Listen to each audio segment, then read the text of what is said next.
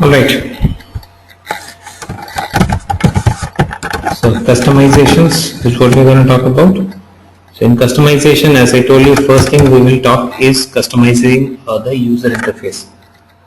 So you might have noticed when you create an object in Salesforce, by default Salesforce creates the page for it. All right. When you create a tab, by default the tab is created, or you get to see the tab there in the tab panel.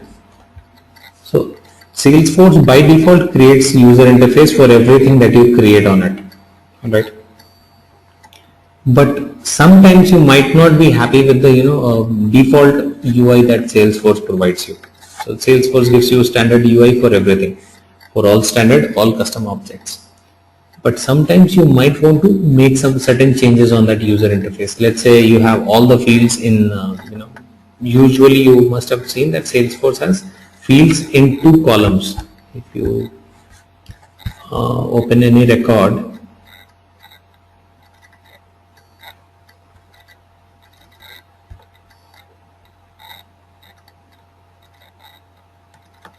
you'll see the fields are in 2 different columns. This is one column, this is one column, right?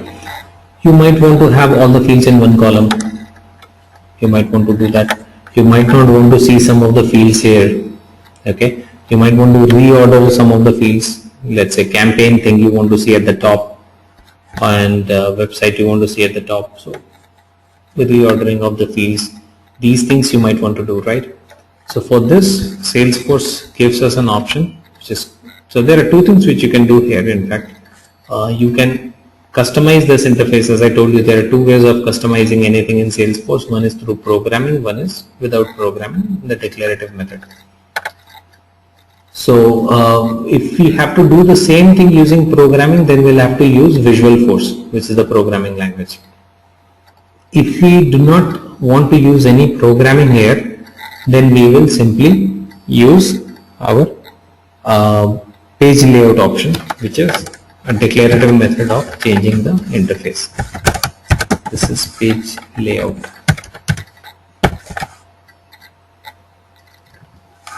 Okay.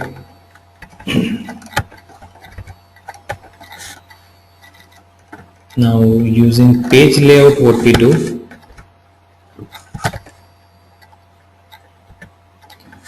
we do the customizations. Okay.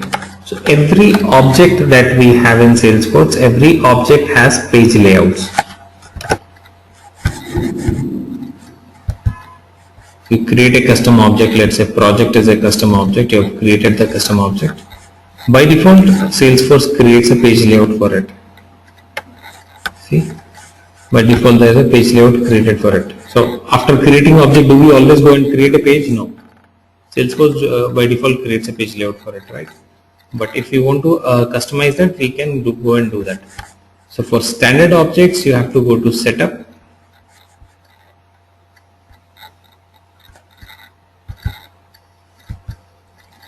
and then go to customize, and then go to that particular object for which you want to change the page layout. Go to that object and select page layouts. Alright, so this is for standard objects.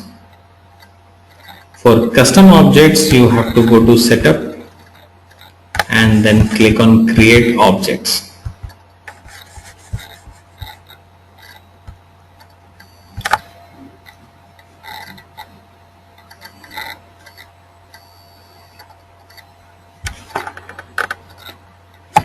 Alright, so for your standard object, you will need to go to setup, customize, and select the object name and then work on it.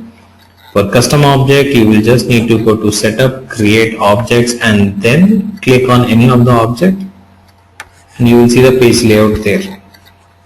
Scroll down a little, you will see the page layout option. Here it is. Alright, so you want to edit the page layout, just go and click on edit.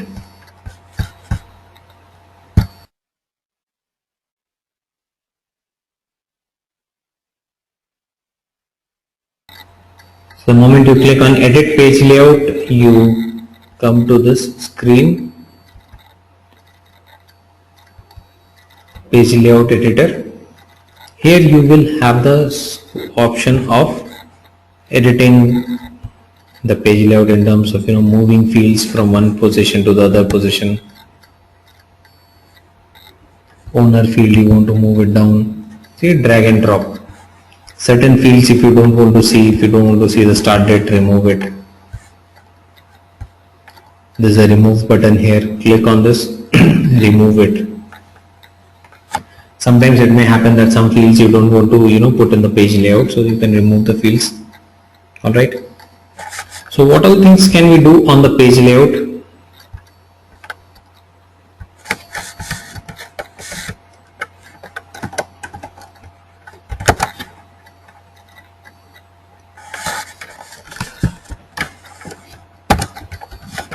Reorder the fields,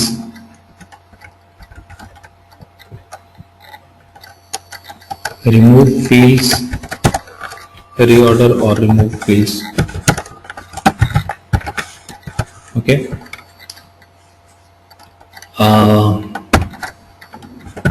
Reorder or remove related list. What is a related list? Related list is basically list of related records, list of child records. So here if you see,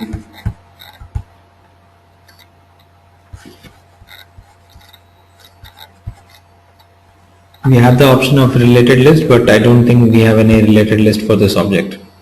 We have no approval history is there, notes and attachments, any other child or object which is related to this as parent, like accounts and contacts. So contacts is the related list for accounts. So on the account page, you also might want to see the list of contacts under that account. So same way. So you can change the order of them, or you can remove some of them. There's one thing that you can do. Third thing that you can do here is make fields read only or required. Required means making a field mandatory. So if you want on the page layout, you can also make a field read only or required. So how will you do that? Go to any of the fields. You will see this remove button. Beside the remove button, you see this properties. Click on this. This will allow you to make it read only or required. Got it?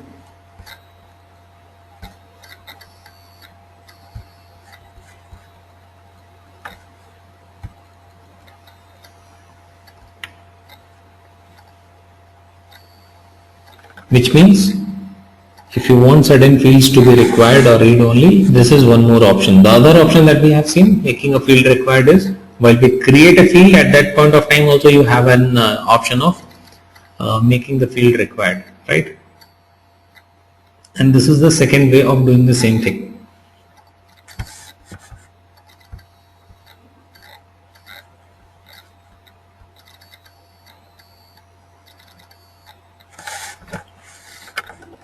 Then you can put some custom buttons here.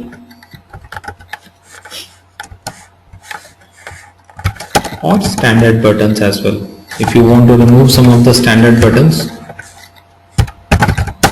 custom button is something which we will need to understand programming before we can get into that. But just for understanding, if you want to add custom actions to the page, that can be done using custom buttons. But for that we need to understand programming, so we'll talk about that later. But some standard button, if you don't want to give the delete button on the page,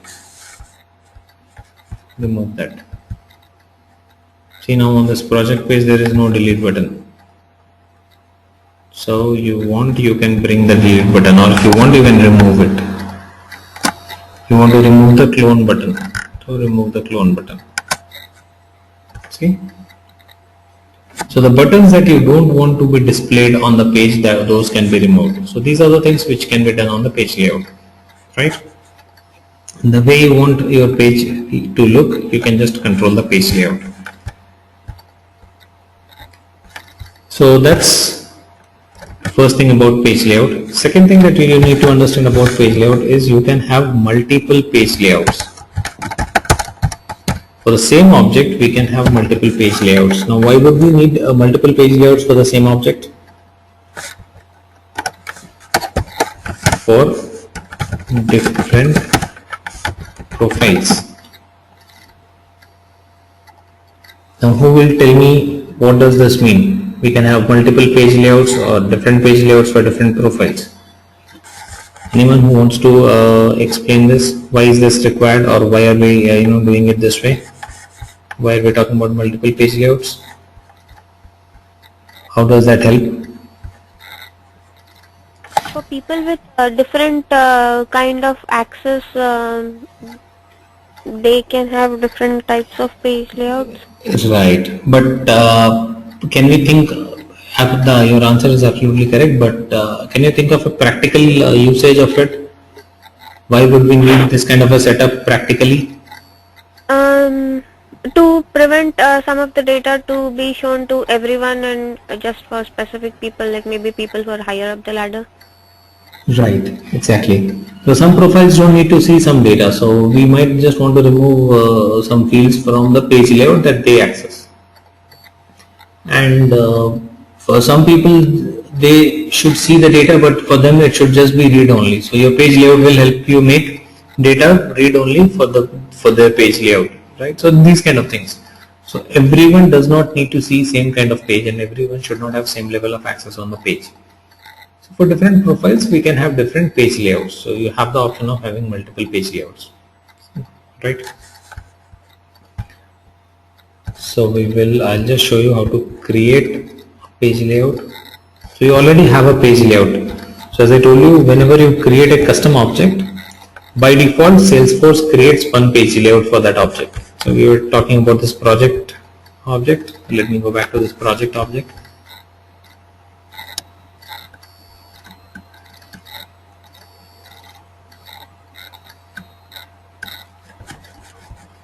You already have a page layout here. You want, you can create one more.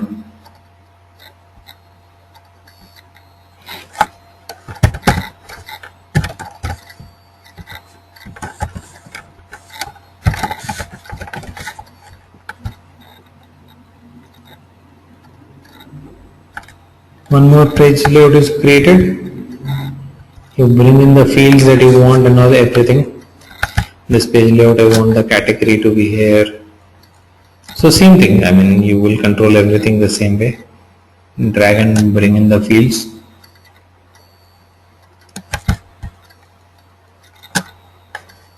And your page layout is ready, you will just click on save. Once it's done, you will click on save. Now you have two page layouts for this object. Now, in case you have at least two page layouts, more than one, then only the page layout assignment concepts comes into picture.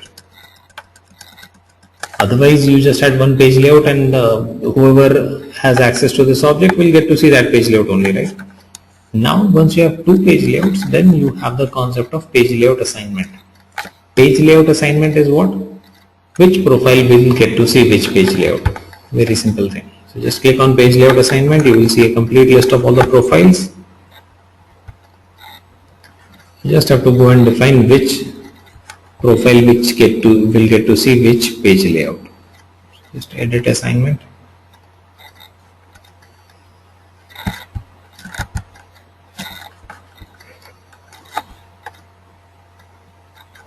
Let's say for standard user from the project layout, I want to give him this my page layout. For Chatterfree user also, I want to give them another page layout. That is how it is.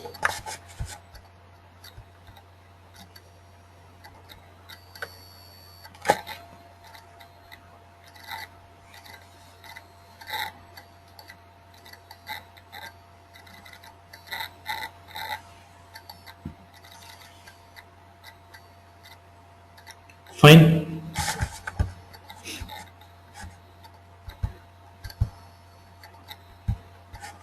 So this is about our page layout thing. Clear with everyone? So So why we create page layouts, and why do we need to create multiple page layouts, right? So it allows you to customize your interfaces. Very simple thing. I mean, this is a very simple requirement. We may have that requirement. We might want to display the fields the way we want, and we also might want to have different types of pages or different views of the pages for different profiles. So based on the profile, you can create different page layouts and assign it to profiles. That's it. As simple as that. Right. So now once we understand the page layout concept, there is just a small thing which is used a lot of times or asked in interview questions a lot of times. That is about making a field required.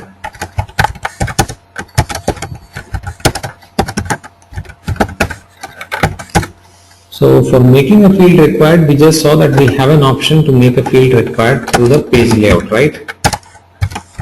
We can make a field required from the page layout. Now there is another option of making the page a field required as a part of the field attribute.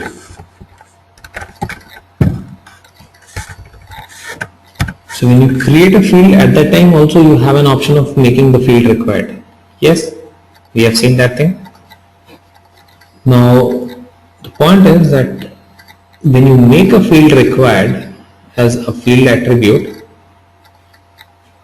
and when you make a field required through page layout, what is the difference between these two things? Okay, so how does that page layout thing is different from the backend settings that we have earlier done? So how does these two things differ? This is basically what I want you to understand here. If you have an option of making a field required on the page layout, as well as you have an option of making a field required on the field itself, which one would you use? Which process will you use to make the field required? And what will be the logic behind that? So it's a very simple logic that we have to understand there. The logic is, if you make a field required as a part of field attribute, then if you make a field required as a part of field attribute, then what will happen? Then it will be always required.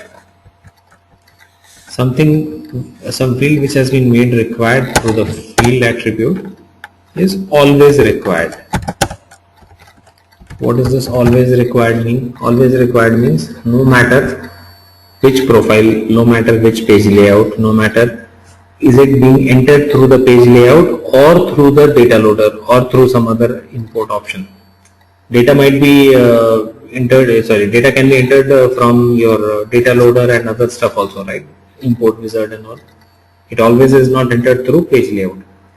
So anything which is made required on the field itself is always required, no matter who is entering the data, what is the profile, and no matter what is the process of entering the data. Is it through page or it is through the backend upload?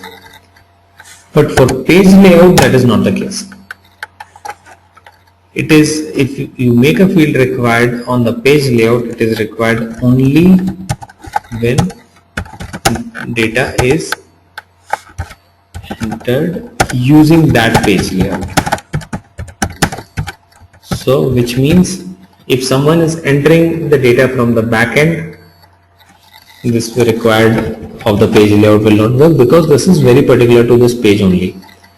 If someone with some other page layout is entering the data, again this will not work, because this is limited to this page layout only. Got this thing? So let's say we have account, and for account we have a field called website, right? Now if you make, let's say we have Soumya here. Soumya made this website field required on the field itself.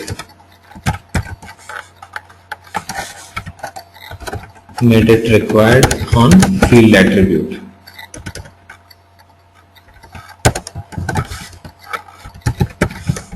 And then we have Deepti. And Deepti made it required on page layout.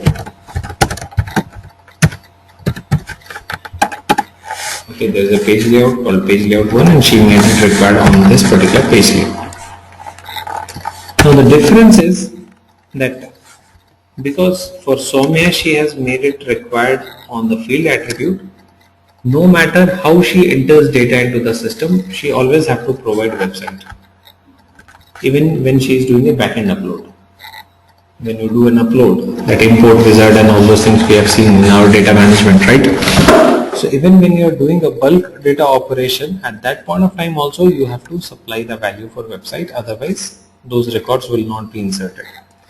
For Deepti, because the field is required only on this page layout, when she does a backend upload and import, even if she does not supply the value for website, it will not throw an error, it will take it. Why? Because the value is important or required only on the page layout. On which page layout? On this page layout 1. Got this? So this is the logic here basically. Simple logic. Alright.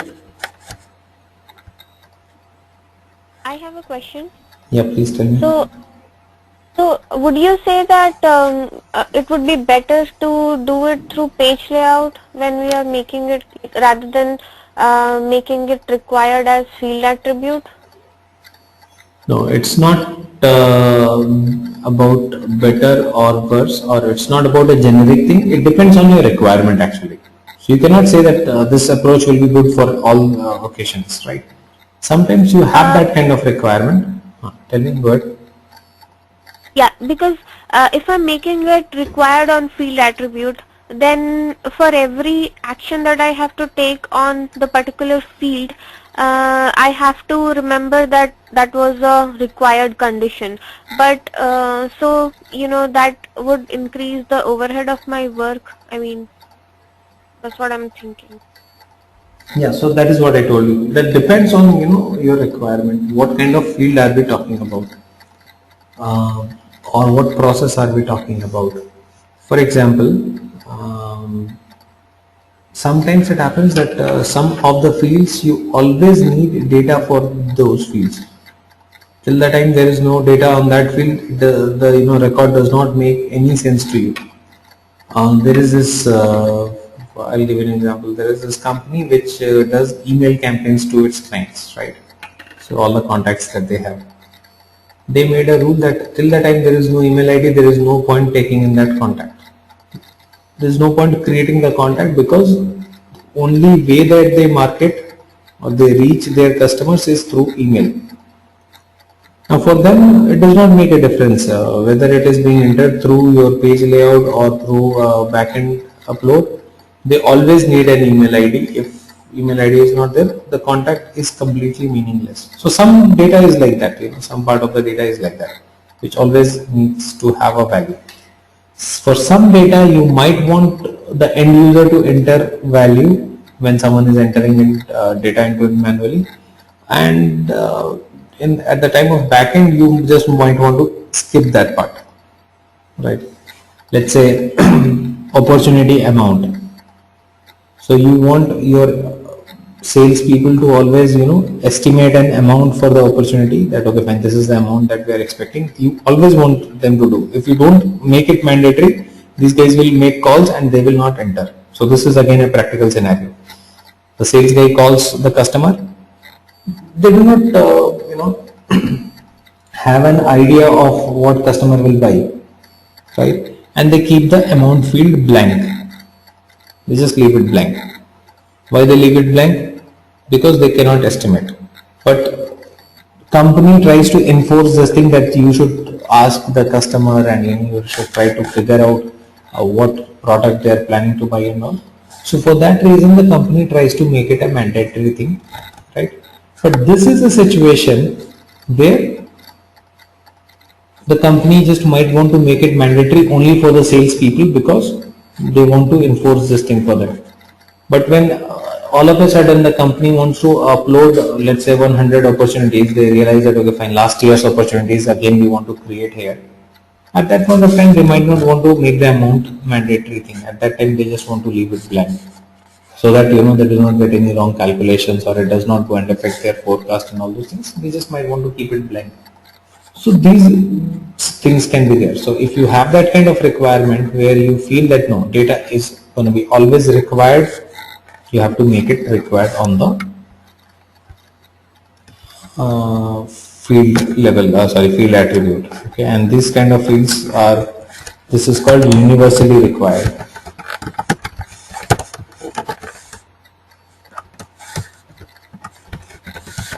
So if you feel that the data is going to be required, no matter who is entering, from where the data is coming, every time, without that particular value, the record is not complete, it cannot be created, you make it universally required. If you feel that no, for enforcing some practice for your users, you want to make the field required, put it in the page layout. Alright, so it depends on our requirement. Okay, so now we have understood about the page layout. The next thing that we are going to talk about is designing email templates.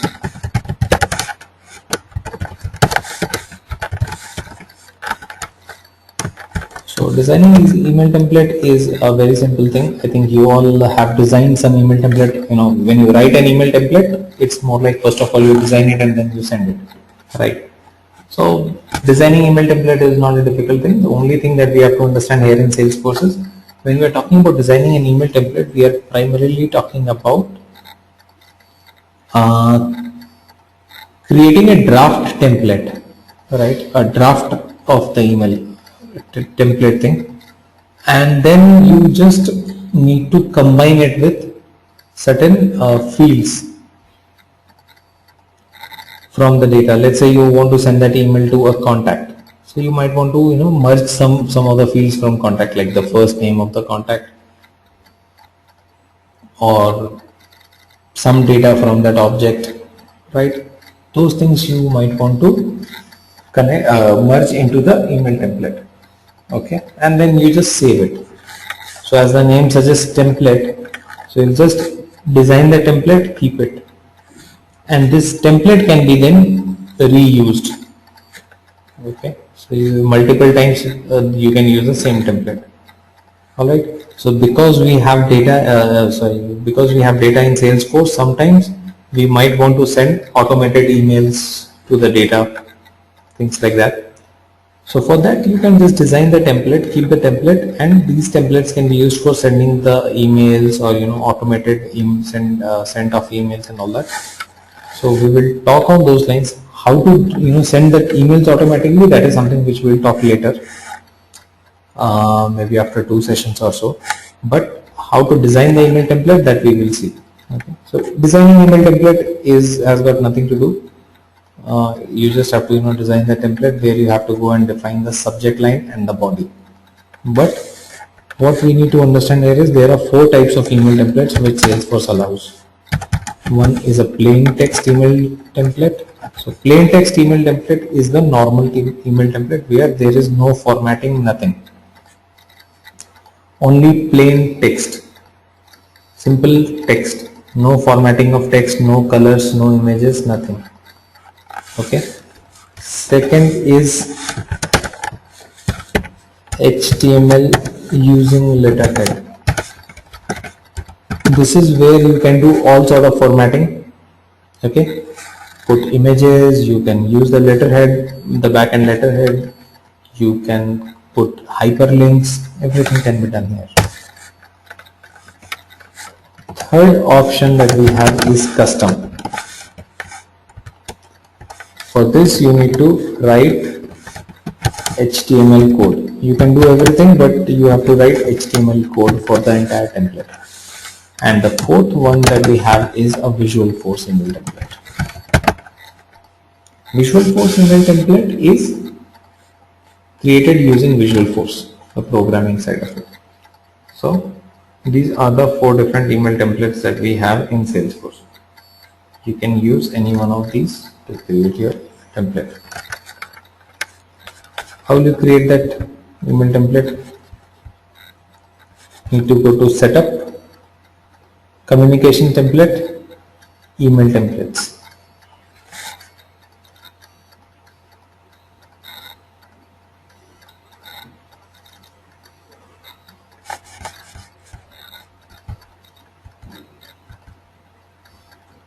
And from this email template, you will go and click on new template. In the new template, you will select which type of email template you want to create, text, HTML, custom, or without using letterhead. Just click on next. I'll create a text email template. You click on next, and then you supply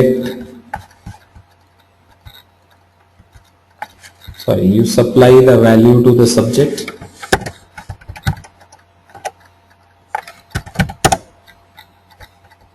Let's say you want to send this email to contact. So here you have to write the name of the contact. So for getting the name of the contact, you have to merge the field, because for different contacts the name should change, right? I cannot write one static name here. So you will select the fields from here, contact fields. Which field of contact? First name. Okay, so once you select the object and the field here, you will get some value here in the third box. Copy this and paste it here. That is what you have to do. Alright, and then write whatever your message is.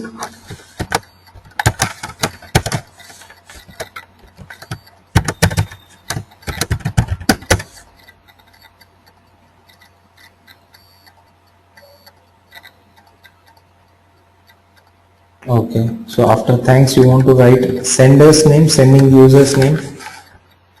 Then you just will go and select sending user fields, full name of the sending user.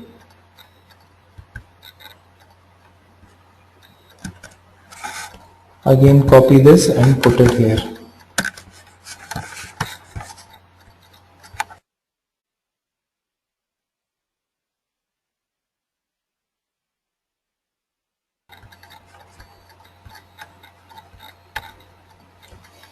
Put a name and unique name for the email template. And before the template can be used, you always have to make it available for use.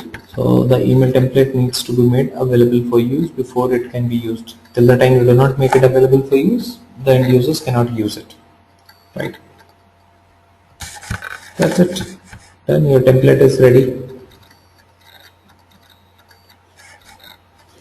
So this is how email template is designed. So I would want you guys to, so Visualforce is something that not required now. Okay.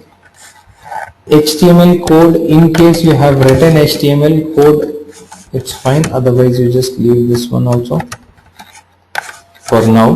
Once you understand Visualforce, you will also start understanding this. Anyone who knows HTML code will understand it's very simple to design an interface using HTML, make the text bold or italics, and put the background colors. So that thing can be done, but if you do not know HTML, skip this also for now. You will need to spend some time into this email template. So I would just want you to go back and try this on your own. Creating email template, same thing, everything else is same. The only thing is that it has formatting options. So you try it on your own. Right? Okay. So that's about our email templates. Now the next thing that we are going to talk about is a console. So Salesforce allows us to design console. So what is a console? Console is a kind of custom application only. We have designed custom applications, right? Console is also similar to that, but console has a kind of user-friendly or fast navigation interface. The UI design of a console is different from the the UI design of a custom application. So in a custom application, what happens? You must have seen, this is a custom app, right? In custom apps, we have tabs. You go to an account, you click on the account, open an account. Now if you go to the contact, if you just go to one of the contacts of this account, the account page closes and the contact page opens up, right? So if you see, the navigation here is a little slow. If you don't feel that this is slow, you will start feeling it slow when you think from the perspective of a call center executive or a customer support executive. See, for sales people, this is fine, because sales guy will have the time in hand to gather all the information and then make a call. But for a support person, a service, someone who is there, providing service over the call, he receives a call, he does not know which client is going to call. Then again, once the call is received, this customer support person is not aware what questions the client is going to ask and which all pages he will need to navigate through to get the answers to his questions, right? And if it takes too much of time into navigating this, there will be two challenges. First challenge number one will be that the turnaround time increases, customer satisfaction goes down, customer is not very happy. Second thing, the company is actually spending too much of time on one call, which means again there is some the cost attached to it, right? More time spent on resolving an issue, which means you are spending more on that particular call, which can be reduced, right? So the cost is getting increased, customer satisfaction getting decreased, and does not help in any way, right? So console is a different type of custom application where the navigation can be done very quick. Okay, so specially designed kind of an application, okay, where it is the pages which are designed are very lightweight and the navigations can happen very quickly. Okay. So this is more for customer support executives. You can have this kind of thing for sales people also, but mostly for customer support. How this console is designed? Simple step is go to setup and then go to create, click on apps. Alright. When you click on new app, you have an option of creating a custom app and an option of creating a console, right? Now if you select console and click on next, then you see what kind of a console Salesforce designs.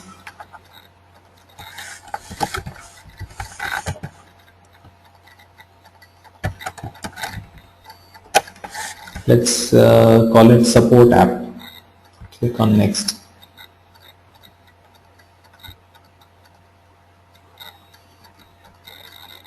So in the console, what happens? Okay, same way for application we select which all tabs we want to see. Here also we will select. I want to see accounts, contacts, opportunities and cases.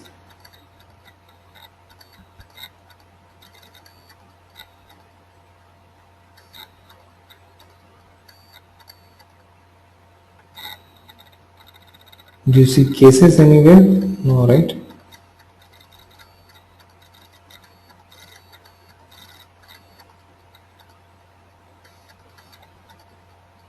Alright, cases is here itself, sorry. So alright, so I take these four objects, four tabs. I include these four tabs into my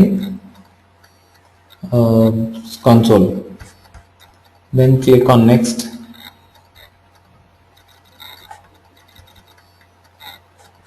Then select which object I want to keep as primary tab and which one I want to keep as secondary tab or a sub tab. So account we will keep as a primary tab, case we will make case as a sub tab of account, contact also will create it as a sub tab of account, and opportunity 2 will be sub tab of account. right? So I'll show you what happens after this. So out of these 4 tabs, 1 tab we have created as primary. Remaining 4 we have created them as sub-tabs of the primary tab. So that is done. Click on next. Whatever profile settings, think of it and go to save. So my console is ready now. The console is ready to use. Now go to the console and see what has been done.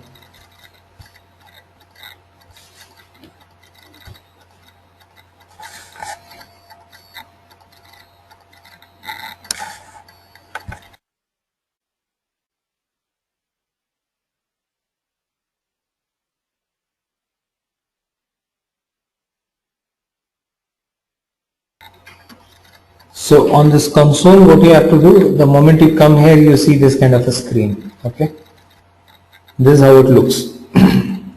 If you notice, in this you do not have that much of formatting.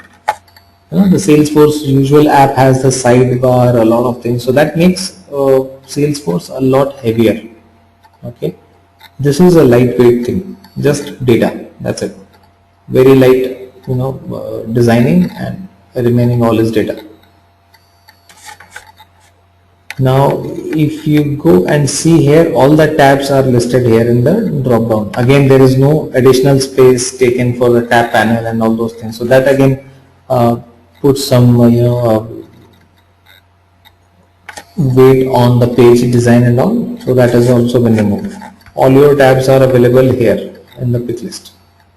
Sorry, not here, here. So instead of having the tabs here, all the tabs are listed here: cases, accounts, contacts, opportunities.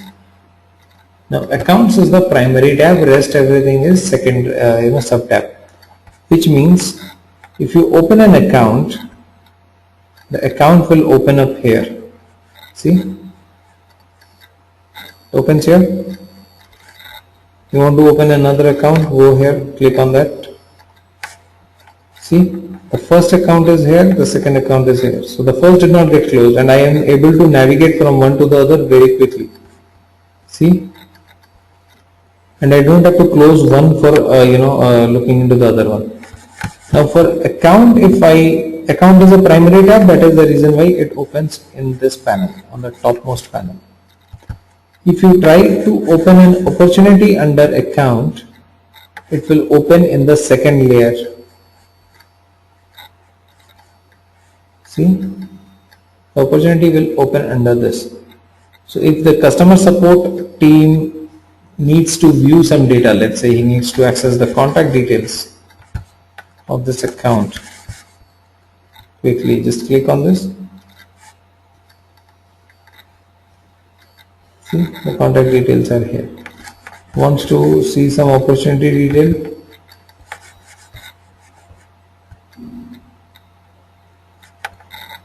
See, so this is the contact of this company, this is the opportunity here, this is the account, actually the other account details, list of accounts. So everything you can navigate very quickly from here.